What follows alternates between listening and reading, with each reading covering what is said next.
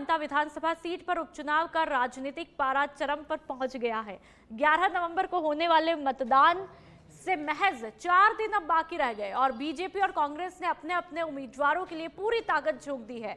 और इसी को लेकर के कांग्रेस के प्रत्याशी यानी कि प्रमोद जैन भाया से खास बातचीत की पॉलिटिकल एडिटर लाल सिंह फौजदार ने। आप खुद सुन लीजिए। अंता विधानसभा के उपचुनाव में अब लगातार पार्टियां अपनी ताकत झोंक रही हैं। कहने को ये उपचुनाव है, लेकिन ऐसा लगता है कि सरकार का लिटमस टेस्ट है। तो वहीं कांग्रेस के लिए बड़ी चुनौती है, क्या वो सरकार पर जो हमले बोल रही है उस पर जनता मोहर लगाएगी। मेरे साथ प्रमोद जैन भाया, कांग्रेस के प्रत्याशी। परिचय की बात तो करने की जरूरत नहीं, हाड़ौती के दिग्गज नेता है, उनसे बात करते हैं। लगातार चुनाव प्रचार में निकले। प्रमोद जी, जब मैं आपसे बात करना चाह रहा तो आप कह रहे थे मुझे अगले गाँव में जाना है।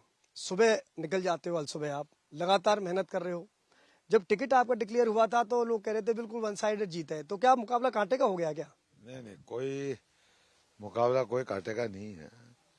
2.25 साल में जो भारतीय जनता पार्टी का कुशासन रहा, जनता अच्छी तरह समझ चुकी है। और जो कांग्रेस के सरकार के समय की जो जन कल्याण की योजना रही, हमारे नेता गहलोत जी ने जो एक से बढ़कर एक जन कल्याण की योजना लागू की थी। 25 लाख तक का निःशुल्क इलाज, गरीबों के लिए फूड पैकेट निःशुल्क, बिजली के बिलों में छूट, विधवा विकलांग परित्यक्ता इनकी पेंशनों में सबकी में बढ़ोतरी। तो जो भी जन कल्याण की योजनाओं पे जो कैची चलाने का काम भारतीय जनता पार्टी की सरकार ने किया, उनको या बंद करने का काम किया या कम करने का काम किया। तो और 3 बार हमारे अतिवृष्टि से फसलें खराब हो गई 12 जिले में। आज तक मुआवजे का पता नहीं है। अभी 1 महीने पहले हमने जिला कलेक्टर कार्यालय पे धरना दिया करीबन 5-7 हजार साथियों के साथ, और जिला कलेक्टर जी के माध्यम से जरिए जिला कलेक्टर जी हमने मुख्यमंत्री जी के नाम ज्ञापन दिया, लेकिन आज तक कोई मुआवजा नहीं मिला। किसानों के लिए डीएपी नहीं मिल रहा, यूरिया नहीं मिल रहा। तो ये जो सब हालात और परिस्थितियां हैं, जनता अच्छी तरह समझ चुकी है कि इनके कहने खाने के दांत अलग है, दिखाने के दांत अलग है। तो निश्चित रूप से इस चुनाव में जनता इनको आईना दिखाएगी। मैं कल रैली में था, हम चलते बात कर लेते हैं, आपका भी समय बचेगा क्योंकि आपको अगले गांव में निकलना है।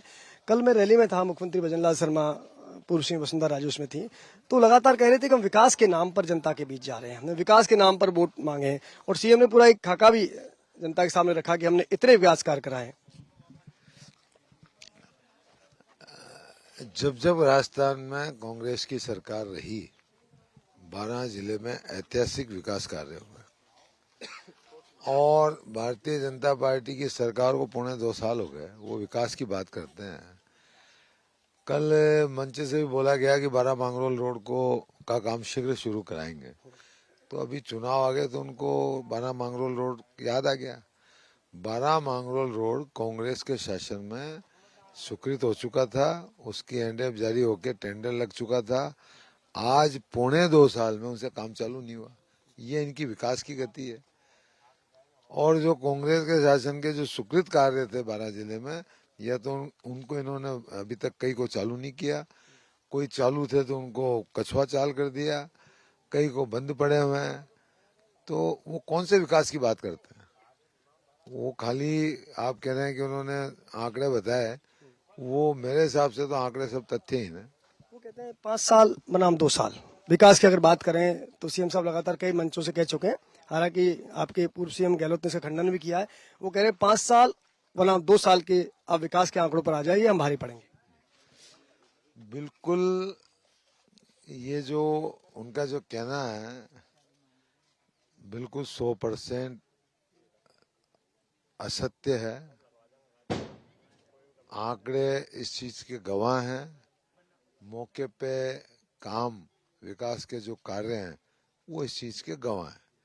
तो ये बिल्कुल, मैं तो इसको निराधार मानता हूँ।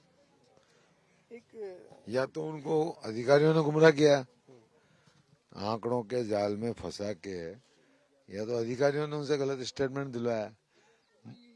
ये बिल्कुल आप किसी से जानकारी कर लो 12 जिले में, और कि विकास कांग्रेस के समय में ज्यादा हुआ या भारतीय जनता पार्टी की। एक बात और माया जी, क्योंकि आप 2 साल बाद फिर चुनाव में उतर गए, पहले विधानसभा चुनाव में थे आप, ये उपचुनाव है क्योंकि पहला उपचुनाव हो रहा है इस विधानसभा क्षेत्र में। क्या लगता है किन मुद्दों को ध्यान रखेगी? मैंने आपको ये बात तो पहले, आपके इस प्रश्न का जवाब तो मैंने पहले ही दे दिया कि इनका जो कुशासन रहा, आमजन जो परेशान रहा, ये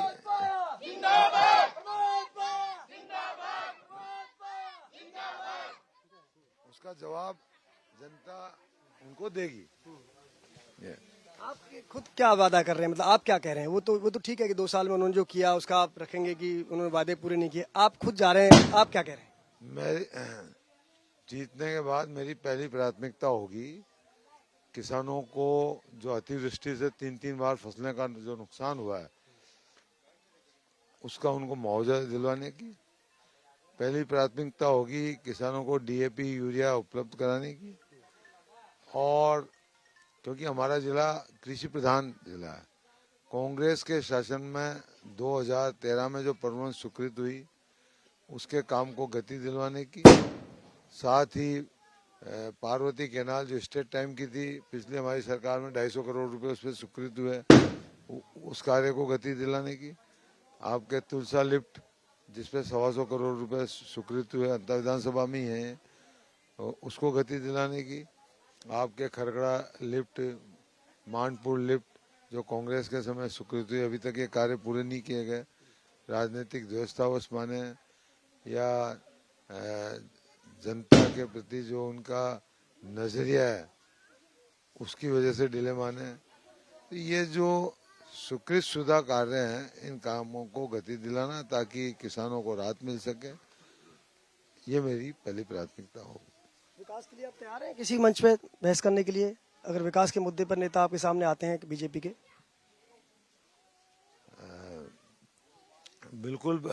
भारतीय जनता पार्टी के यहाँ के सांसद महोदय और 7 विधायक गण वो मंच लगा लें जनता मीडिया के सामने कि भाई जब जब भाजपा का राज रहा क्या क्या विकास कार्य हुए, और हमने हमारी जब शासन रहा कांग्रेस का तब तब क्या विकास कार्य हुए, उनके नेताओं ने क्या क्या सामाजिक कार्य किए, हमने क्या क्या सामाजिक कार्य करवाए परमात्मा ने हमसे।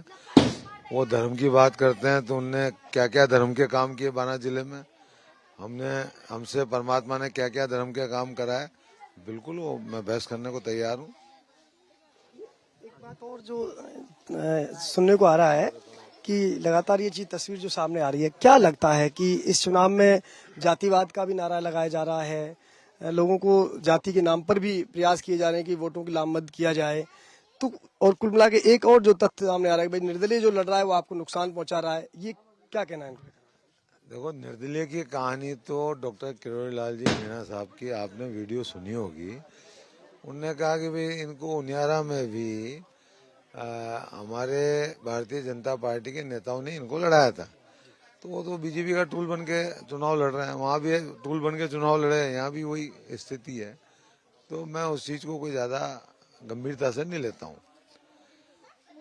और दूसरी बात आपने कही कि इसको क्या चुनौती मानते हैं, तो मैं तो कोई चुनौती मानता नहीं हूँ, क्योंकि मुझे भरोसा है मैंने अंतर विधानसभा के मेरे पिता तुल्य बुजुर्गगण मातृशक्ति युवा साथियों की जो सेवा की है समर्पित भाव से, वो मुझे पूरा आत्मविश्वास है कि जनता उनकी कथनी करनी को अंतर को समझ चुकी है भारतीय जनता पार्टी के, और मुझे इस बार निश्चित आशीर्वाद देगी। और आपने जो जातिवाद वाली बात कही, मैंने मेरे राजनीतिक जीवन में 36 कौमों को, सभी जाति, सभी समाज, सभी धर्मों को अपना परिवार मानकर सेवा की है। मैंने कभी किसी में कोई मतभेद नहीं समझा।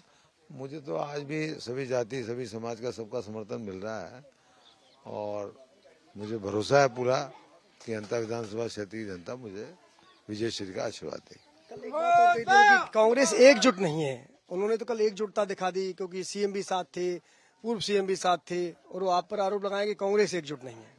हमारे यहाँ तो कोई ऐसा कोई मामला ही नहीं है, हमारे यहाँ कोई गुटबाजी नहीं है।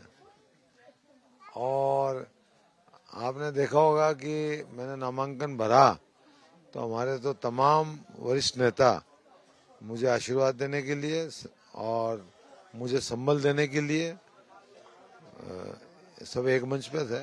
तो हमारे को ये जो कोई कहता है कि भाई कांग्रेस में गुटबाजी है, ये निराधार आरोप है, ये उनके कुंठा के आरोप हैं। मैं इसका खंडन करता हूँ। बीजेपी एक है। अब ये तो आप उनसे पूछो। ये थे प्रमोदजन भाया जो चुनाव प्रचार में निकले हैं। और जहां तक विकास की बात है, विकास के नाम पर उनका कहना है कि मैं किसी भी बहस के लिए सार्वजनिक मंच पर तैयार हूं कि विकास कांग्रेस ने ज्यादा कराया है या बीजेपी ने ज्यादा कराया है। खैर फिलहाल चुनावी तस्वीर है कि तमाम नेता जनता जनार्दन के बीच जा रहे हैं, वोट मांग रहे हैं। ऐसे में ये जनता ही तय करेगी कि जीत का सेहरा किसके सिर बनेगा। वीडियो जर्नलिस्ट दिनेश के साथ लाल सिंह फौजदार, अंता विधानसभा।